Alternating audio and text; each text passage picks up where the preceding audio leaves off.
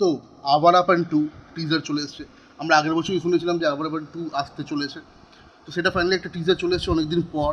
দেখো Awarapan actually nostalgic ব্যাপারের জন্য আমার মনে হয় বেশি ওই জন্য বেশি ভাওতে আছে। এটা হচ্ছে প্রথম কথা। আর সেকেন্ড কথা হচ্ছে যখন 2007-এ আওয়ারাপান বেরিয়েছিল সেই টাইমে বক্স অফিস সেরকমভাবে নাম্বার করতে পারেনি। বাট পরবর্তীকালে সিনেমাটা একটা ক্লাসিক হয়ে থেকে যায়। ইমরান হাসমিন একটা one of the best performance হিসেবে দেখতে থেকে যায়। আর সবথেকে বড় কথা সিনেমার গানগুলো এত মারাত্মকভাবে হিট করে যে এখনও পর্যন্ত তো ফিরাও থেকে শুরু করে আরও অনেক রকম গান আছে যেগুলো একদম মুখে মুখে লেগে থাকার মতো, একদম মনে থাকার মতো। তো আওয়ারাপান 2 সিনেমাটা কি পার্টিকুলারলি সেই নস্টালজিক ব্যাপারটাকে ক্যাপচার করার জন্য সিনেমাটা তৈরি করছে, শুধু পয়সা ছাপানোর জন্য, নাকি সেটা চলো একবার কথা বলি। আওয়ারাপান 1-এ যেটা ছিল যে ওখানে তো ইমরান হাসমি প্রায় গুলি লেগে মরে যাওয়ার মতো অবস্থা ছিল, প্রায় দেখিয়ে দিয়েছিল মরে গেছে। বাট সেখান থেকে এখন এই টিজারে যেটা বলছে যে মত আকে ছুকে মুঝসে নিকল গই লেকিন মত নেই আই, সামথিং কিছু ব্যাপার। তো একটা ঠিকঠাক পয়েন্ট ধরেছে যে হ্যাঁ ওখানে মরে যাওয়ার মতো অবস্থা ছিল, কিন্তু এই টিজারেও সেরকম কিছু দেখাচ্ছে যে ট্রিটমেন্ট সেরকমভাবে হয়েছে, সেই জন্য হয়তো বেঁচে গেছে। তো আর প্রথম কথা ইমরান হাসমি আর বায়ার্স অফ বলিউড ছিল যে আখা বলিউড এক তরফ আর ইমরান হাসমি এক তরফ, এটা কোথাও না কোথাও কি মিলে যাচ্ছে অ্যাকচুয়ালি সত্যি কথাটা।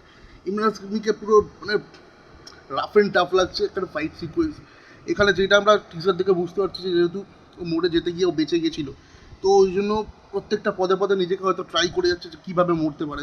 আমরা একটা ফাইট সিকোয়েন্সও দেখতে পাই যেখানে গিয়ে ফাইট করে, তারপরে বিল্ডিংয়ের ওপরে দাঁড়িয়ে থাকে, দিয়ে ঝাঁপ দেওয়ার চেষ্টা করে, হয়তো এরকম কিছু একটা ব্যাপার আছে।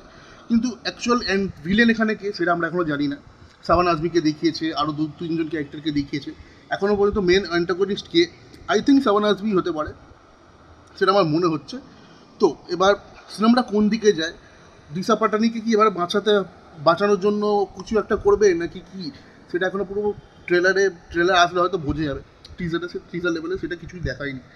তো এবার যেহেতু ব্যাংকক থাইল্যান্ডে শ্যুট হয়েছে, সেটা ভালোভাবে দেখিয়েছে, বেশ সুন্দর লাগছে। এখন দেখা যাক সবথেকে বড়, আর পিছনে তো ব্যাকগ্রাউন্ড মিউজিকে তোফিরাও গানটা বাজছে, ওটা তো একটা কাল্ট ক্লাসিক হয়ে থেকে গেছে। কিন্তু যেটা বললাম যে ফার্স্ট পার্টের সবথেকে বেস্ট যেটা ছিল সেগুলো হচ্ছে গানগুলো ছিল সিনেমার ব্যাকবোন। এবার দেখার যে এখানে কি সেরকম কিছু গান আনতে পারে কি না, কারণ ওই ট্র্যাকগুলো যে লেভেলে হিট করেছিল সেটা এখানে ক্রিয়েট করার রিসেন্ট টাইমে দেখেছি যে যেসব সিকুয়েলগুলো বেরোচ্ছে, সিকুয়েলের গানগুলো সেই হিসাবে ভালো চলছে না। এবার এখানে দেখার, কারণ ডাইরেক্টরও অন্য, মৈত্রী এই যে কমেডি থ্রিলার সিনেমা বা এই সিনেমা জনরাটাকে, কমেডি রোম্যান্টিক থ্রিলার জনরাটাকে ভালো করতে পারে, সেটা মৈত্রী এখানে নেই।